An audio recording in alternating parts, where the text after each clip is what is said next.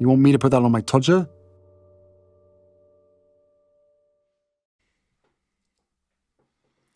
Harry's wife. Jizz meal ticket.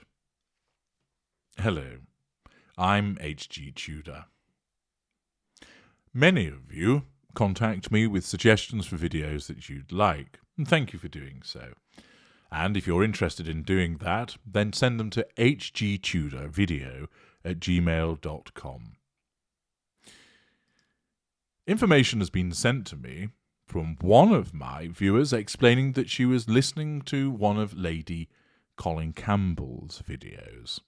And apparently, Lady Colin Campbell has imparted this nugget of information, namely, that somebody very important and close to the Getty family has told Lady Colin Campbell that the family fears Harry's wife has used Getty's fluids to get a child fathered by him, so that's her meal ticket for the rest of her life.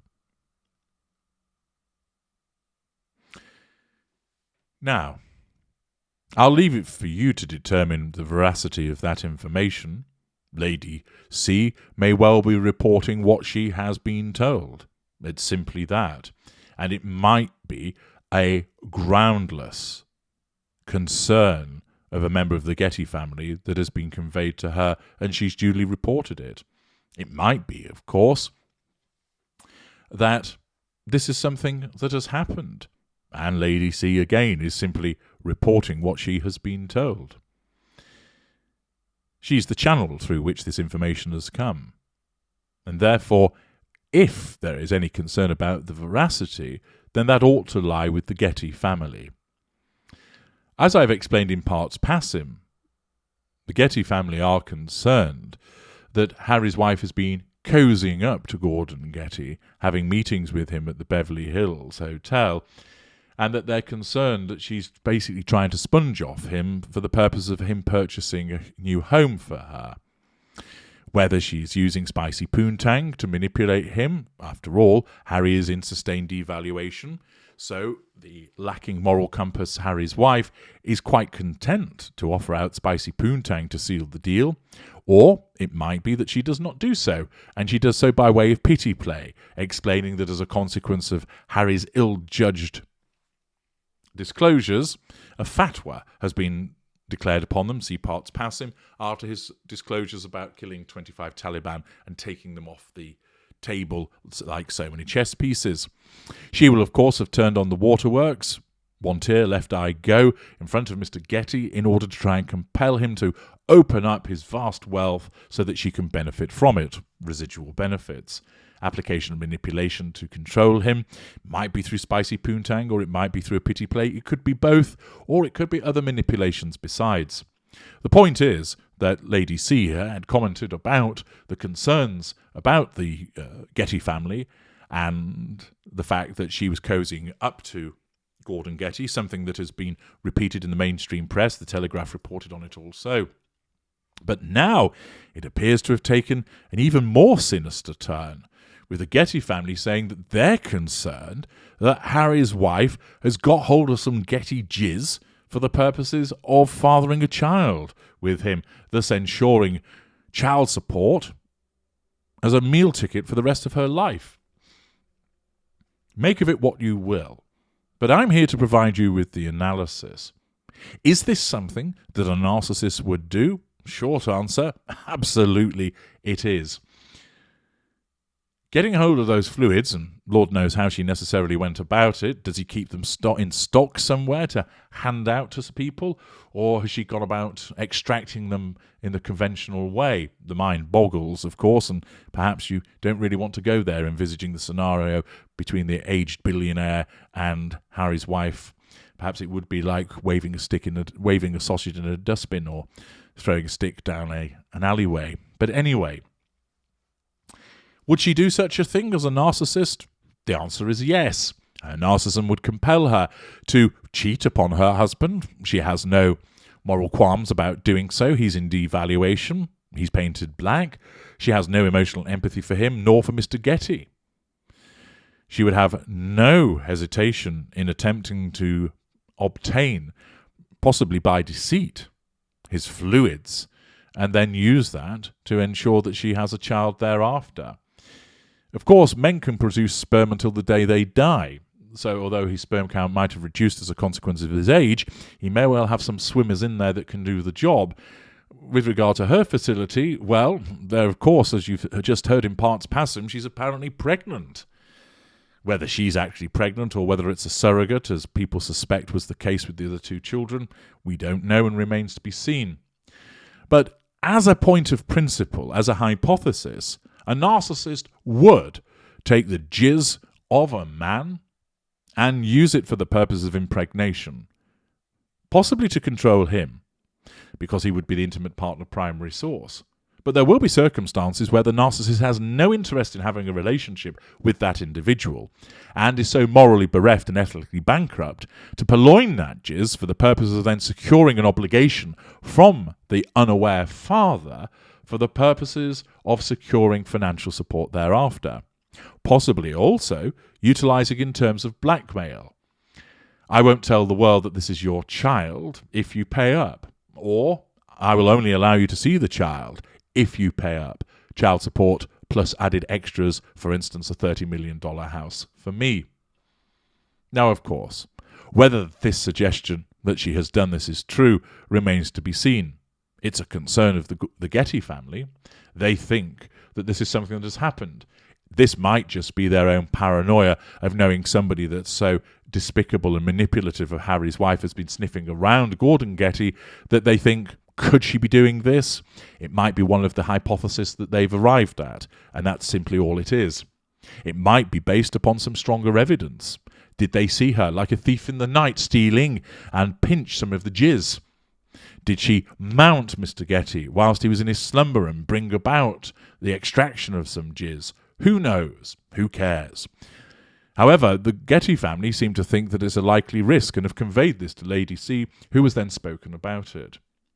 To help you understand more about the way that the narcissist uses the process of conception as a means for control and extracting those residual benefits, I'm now going to segue with an existing video of mine, Manipulation, Impregnation, to help you understand more, and to help you make a determination as to whether this is something likely that Harry's wife might have done.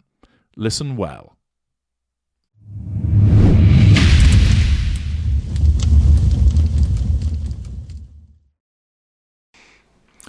Manipulation, impregnation. The issue of our kind impregnating a victim is yet another tool that exists within the narcissist manipulative toolkit to enable the achievement of the prime aims. I dare say some of you find it abhorrent and reprehensible that such an act as conception and the bringing forth of new life should also fall within our repertoire of machinations. Others of you will not be surprised at all, long used to the notion that nothing is off limits to us. Everything is in play. The achievement of the prime aims is absolute, and, subject to the relevant school of narcissist, nearly all methodologies are available for the purposes of achieving those prime aims, chief of which are the assertion of control over you and the drawing of fuel. Impregnating someone or becoming impregnated is indeed a further form of manipulation that the narcissist will use. As ever, the issue of impregnation, the forthcoming birth, is very much something that is relevant to our kind, and as ever, I provide you with the cold, hard truth of how it's regarded by our kind, no matter how unpalatable you may find it. There are several ways that the act of conception, pregnancy, and the issue of children are used to further the dark agenda of the narcissist to achieve those prime aims. Number 1, the promise. The promise to give you children at the early stage of the relationship is invariably done with a view to ensuring that you succumb to our seduction and we are able to assert control over you. See how committed we are to you? We want to have children with you. Just you, nobody else. What other commitment underlines and reinforces the strength of our desire to you? The joining of two people in love and creating new life together is the epitome of commitment. This is flattery, future-faking. How your eyes fill with joyous tears, and that look of spreading delight crosses across your face when you realise that this wonderful, brilliant and magnificent person, after all, you're still in the golden period, wants to have children with you. Whether it is impregnating you or us bearing your child, this promised gain is readily wheeled out in order to clinch the deal. What you should also have regard to, that expressing a desire to make you pregnant become pregnant by you, is all about asserting control over you. From the male narcissistic perspective, the act of having you take our seed deep inside you, subjugated to our desire to create new life, underlines our power, dominance, and control. You are not only allowing us to enter your most private of places, but you are allowing us to deposit our very essence there as well. In the mind of the narcissist, whether conscious or unconsciously, this is the ultimate act of conquest. We have vanquished all resistance, and there, deep in your sacred and intimate place, we have placed ourselves.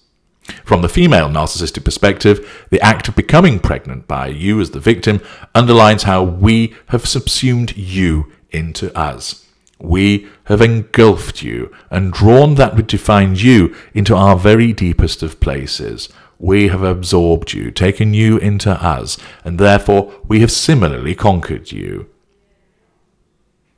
The fly has entered the spider's web.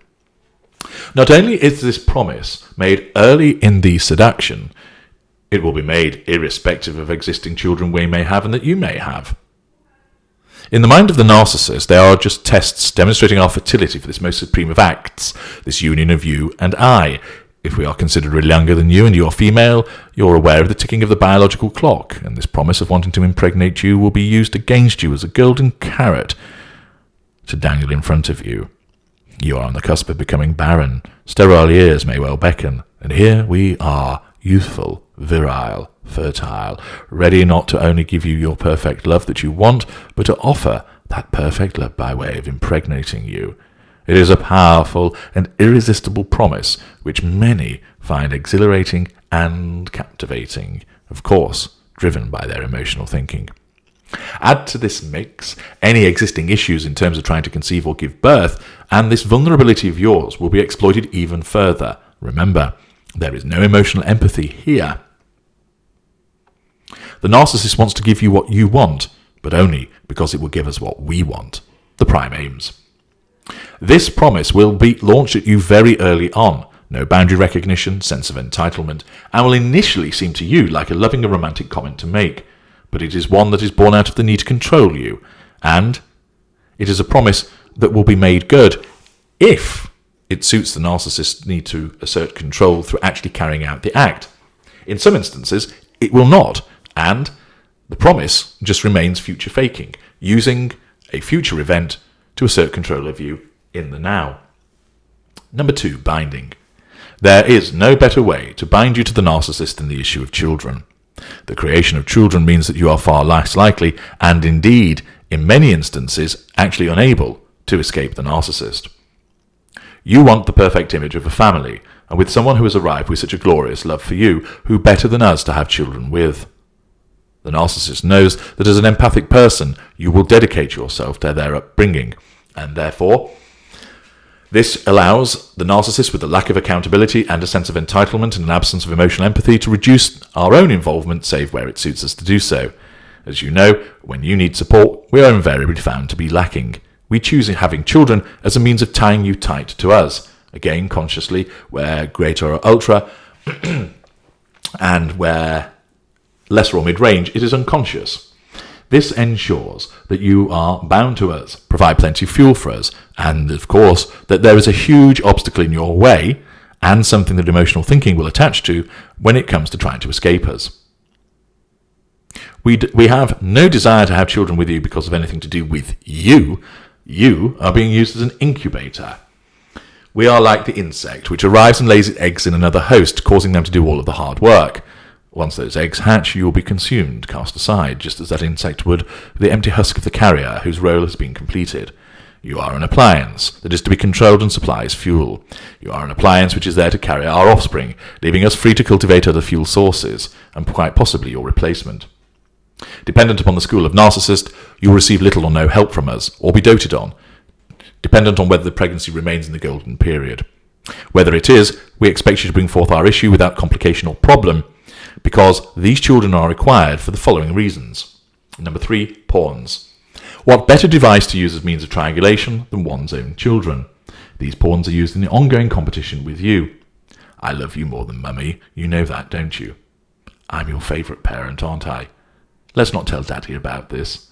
Mummy doesn't really love you, but I do. Such utterances, born out of a sense of entitlement and an absence of emotional empathy, are issued, of course, in order to assert control over the children and to understand, so that the children understand who is their master and commander. They will be used to provide us with fuel, of course, as they find themselves subjected to our manipulations. But also, more than anything else, they are a necessary and brilliant device that is used to triangulate with you. They are non-intimate secondary sources, and therefore, whilst they have moderate importance in the fuel matrix, you, as the current or former intimate partner primary source, are far more important with regard to the provision of fuel, and therefore, children are utilised to triangulate and control you. Comments are made such as, I will let you, but Daddy won't. Isn't Mummy grumpy today? Here, take this money, but don't tell your mother. Aren't you happy that you look just like me? Such comments are made with no emotional empathy for the child or the partner. Your parenting of these children will be questioned. What you once did well, when you were painted white, will become the subject of scrutiny and criticism when you're painted black. Any perceived failure on the part of the advancement of these children in education, popularity, sport, and social competence will be laid at your door. You have failed them. This heartless and savage criticism attacking your competency as a parent is an effective method of causing you to react and to subject you to control. All the while, to the outside world, where relevant, mid-range or greater, there will be the provision of the facade, appearing as the doting dad, the marvellous mother, the perfect parent. Little does the facade reveal of the tyrannical reign that emerges behind that closed door. The tears and the sobbing never get to cross the threshold. Number 4, legacy. We wish to live forever. Someone, as brilliantly as we perceive ourselves, deserves this, and children provide the ideal conduit for securing that legacy. Our magnificence lives on through the accomplishments and achievements of children. He gets his brains from me. Yes, I was a champion sprinter as well. He has inherited my artistic side. I always knew that he would follow me into the profession. It is in the good genes I gave her. I always knew that she would be a brilliant swimmer. The child never achieves anything. We cause those achievements. The credit will always be hoovered up by us, sucking the admiration and fuel from onlookers as we grasp the glory and seize it for ourselves. We never give credit to anybody else, and we make no adjustment to this selfishness because of the lack of empathy with regard to children. They are just a further extension of the narcissist. We attached you to us as an extension, but we created those extensions. That is the magical thinking of the narcissist. Where a narcissist has children or wants children, then it's very much the case that the narcissist believes that children are the future, the narcissist's future. If you have issues with regard to co-parenting with a narcissist, because this is one of the most difficult situations that you can face, there are 2 assistance packages which will prove extremely useful for you and will give you incredible insight, practical tools, and save you time, energy, emotion, and money. They are How to Co-Parent with a Narcissist and Child Defender. You will find the links in the video description. I'm H.G. Tudor. Thank you for listening.